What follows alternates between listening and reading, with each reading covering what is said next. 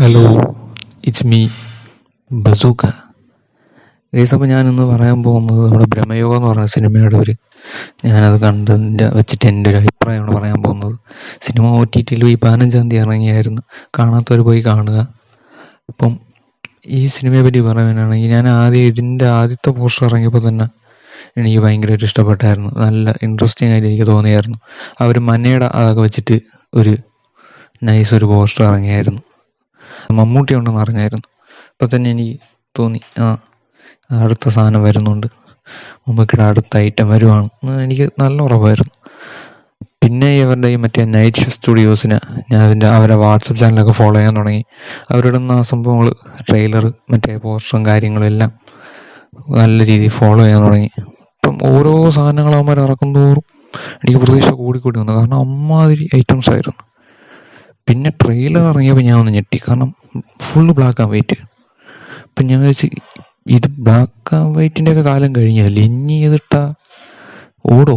ഇതെന്താ ഇങ്ങനെ? ഒരു വല്ലാത്തൊരു ഇതായിരുന്നു. ട്രെയിലർ കണ്ടിട്ട് ട്രെയിലർ ഇഷ്ടപ്പെട്ടു. ഓക്കെ, ബ്ലാക്ക് ആൻഡ് വൈറ്റ് ആണ്. എനിക്ക് വലിയ പ്രത്യേകിച്ച് ഇത് തോന്നിയില്ല. ബ്ലാക്ക് ആൻഡ് വൈറ്റ് ഇത് ശരിയാവോ എന്നൊരിതായിരുന്നു. ആൾക്കാർ സ്വീകരിക്കുമോ, അങ്ങനെ ഒരു ഇതായിരുന്നു.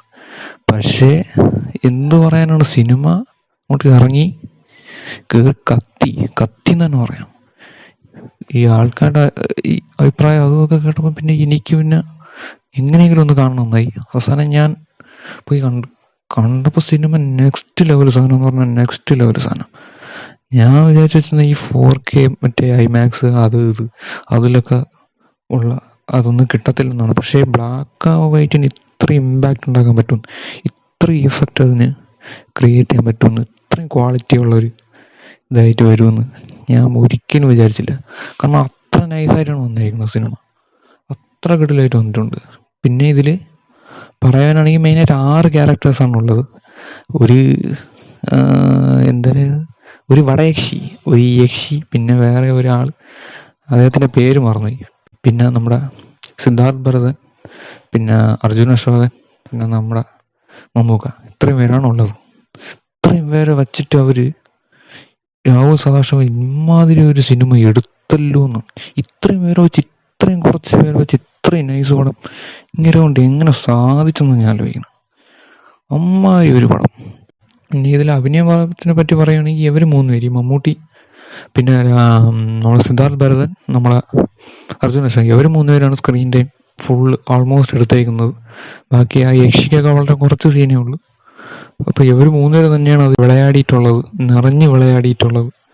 ഇതിൽ ഇവർ 3 പേര് മത്സരിച്ച് തന്നെ അഭിനയിച്ചിട്ടുണ്ട്. സിദ്ധാർത്ഥ് ഭരതൻ സത്യം പറഞ്ഞാൽ ഞാൻ നമ്മൾ എന്ന് പറഞ്ഞ സിനിമയിൽ ഉള്ള ആളാണ്. ഈ ഇതിലൊന്നും എനിക്കറിയത്തോലില്ലായിരുന്നു. പിന്നീടാണ് ഞാൻ അറിഞ്ഞത് ഇങ്ങനെ മറ്റേ ആ രാക്ഷസി ആ പാട്ടിലൊക്കെ ഉള്ള അങ്ങേരാണ് ഈ അഭിനയിക്കുന്നത്. അങ്ങേര് ഇത്ര പൊളി അഭിനയമായിരുന്നു, ഇത്ര പൊളിയായിട്ടാണ് അങ്ങേര് അഭിനയിച്ച് ചെയ്യുന്നത്. വേലക്കാരനായിട്ട് അങ്ങേര് ജീവിക്കുമായിരുന്നു. പിന്നെ നമ്മുടെ അർജുൻ അശോകൻ നമ്മളെ ഒരു പാണനായിട്ട് വന്നിട്ട് ഒന്നും പറയാനില്ല. നമ്മൾ ആസിഫ് അലിക്ക് കൊടുക്കാൻ പറ്റുന്ന ഒരു റോളാണ്. അതുകൊണ്ട് ഒരു അങ്ങനെ ഒരു ഇതും പറയാൻ പറ്റില്ല. അർജുൻ അശോകൻ നല്ലോണം ചെയ്തിട്ടുണ്ട്. അർജുൻ അശോകൻ്റെ എനിക്ക് രോമാഞ്ചത്തിലാകെ ആ ഒരു ക്യാരക്ടർ ഇഷ്ടപ്പെട്ടതിന് ശേഷം എനിക്ക് ഏറ്റവും ഇഷ്ടപ്പെട്ട അർജുൻ അശോകൻ്റെ ഒരു ക്യാരക്ടറാണിത്, ഞാൻ പറയും. പിന്നെ നമ്മുടെ ലെജൻഡറി മമ്മൂക്ക, എൻ്റെ അമ്മയെ പോറ്റി മമ്മൂട്ടി ഇല്ലെങ്കിൽ ഈ സിനിമ ഇങ്ങനെ വരില്ല. അപ്പോൾ ഈ വേറെ ആര് ചെയ്താലും ഇങ്ങനെ വരില്ല. ഇനി ഇതൊക്കെ മേലെ ചെയ്യാനും ഒരാൾക്കേ പറ്റൂ, അത് മമ്മൂട്ടിക്ക് തന്നെയാണ്. മമ്മൂട്ടിക്ക് മാത്രമേ പറ്റുള്ളൂ. എന്താണ് ചെയ്തു വെച്ചേക്കുന്നത്, എന്ത് രീതി, ആ പോറ്റിയുടെ ബോഡി ലാംഗ്വേജ്, പോറ്റിയുടെ സംസാരം, ഒരു പ്രത്യേക ശൈലി. മമ്മൂട്ടി എന്ന് പറഞ്ഞാൽ ആളുടെ ഒരു ട്രേസസ് പോലും നമുക്ക് ആ ഒരു ക്യാരക്ടറിൽ കാണാൻ പറ്റില്ല. ഒരു ഇതുപോലും ഇല്ല. നമ്മൾ എത്ര ഒരു അഭിനയിക്കാൻ വേറെ ക്യാരക്ടർ പിടിച്ചാലും നമ്മളതായിട്ടുള്ള കുറച്ച് ഐറ്റംസ് ചിലപ്പം കയറി വരാൻ ചാൻസ് ഉണ്ടല്ലോ. അതൊന്നുമില്ല. പോറ്റി എന്ന് പറഞ്ഞാൽ അവരായിട്ട് ക്യാരക്ടറായിട്ട് ഫുള്ളായിട്ട് അങ്ങ് മാറിയേക്കാണ്. മൈൻഡും ബോഡി ലാംഗ്വേജും എല്ലാം വിഷയം എന്ന് പറഞ്ഞാൽ അമ്മാതിരി വിഷയം. പിന്നെ ആ ട്രെയിലറിലൊക്കെ ഉള്ള ഡയലോഗുണ്ട്, വളരെ കാലത്തിന് ശേഷം എന്നൊക്കെ പറഞ്ഞിട്ട് മറ്റേ ഡയലോഗും, പിന്നെ ആ ചിരിയും, എൻ്റെ മോനെ സീൻ. പിന്നെ ഈ സിനിമയിൽ എനിക്ക് ഹൊററിനെക്കാളും എനിക്ക് തോന്നിയ ഒരു ത്രില്ലറായിട്ടാണ് എനിക്ക് കൂടുതൽ ഫീൽ ചെയ്തത്. പിന്നെ തിയേറ്ററിൽ പോയി കണ്ടപ്പം ഈ സൗണ്ട് ഭയങ്കര ഇതായിരുന്നു, ഭയങ്കര ഇമ്പാക്റ്റ് ആയിരുന്നു. സൗണ്ട് ഭയങ്കര ഒരു മെയിനായിട്ട് റോളാണ് ഇതിനുള്ളത്. സൗണ്ട് ഇല്ലെങ്കിൽ സിനിമ ഒരു ഡമ്മി എന്ന് വേണമെങ്കിൽ പറയാം. കാരണം ടി വിയിൽ ഞാൻ OTT വന്നപ്പോൾ ഞാൻ കണ്ടായിരുന്നു, ടി വിയിലിട്ടപ്പോഴും ഇത് ഡയലോഗിനേക്കാൾ കൂടുതൽ വെച്ചാൽ ഇതിൻ്റെ ആ സൗണ്ട് എഫക്ട്സിനാണ്. അപ്പം അത്രയ്ക്ക് ഈ സൗണ്ട് ഇതിനെ ഹെൽപ്പ് ചെയ്തിട്ടുണ്ടെന്നാണ് ഞാൻ പറയുന്നത്. ഈ ഒരു സീനുണ്ട്, ഒരു നേരം വെളുക്കുന്ന ഒരു സീൻ, അത് കാണുമ്പോൾ തന്നെ വല്ലാതെ ഒരു ഇതാവും.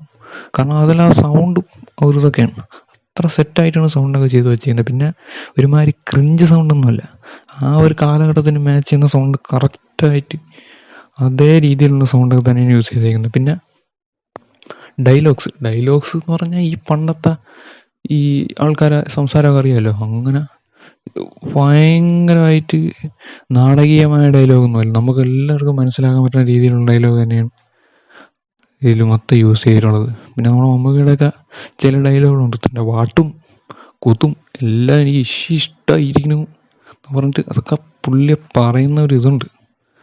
എനിക്ക് നല്ല രീതിയിൽ ഇഷ്ടപ്പെട്ട ഒരു സിനിമയാണ്. കുറേ നാൾക്ക് ശേഷം എനിക്ക് നല്ല രീതിയിൽ ഇഷ്ടപ്പെട്ട ഒരു സിനിമയാണ്. അതും ഞാൻ ഒരിക്കലും വിചാരിച്ചില്ല ബ്ലാക്ക് ആൻഡ് വൈറ്റ് പടം ഇനി തിയേറ്ററിൽ പോയി കാണാൻ പറ്റുമെന്ന്. അതും സാധിച്ചിരിക്കുകയാണ്.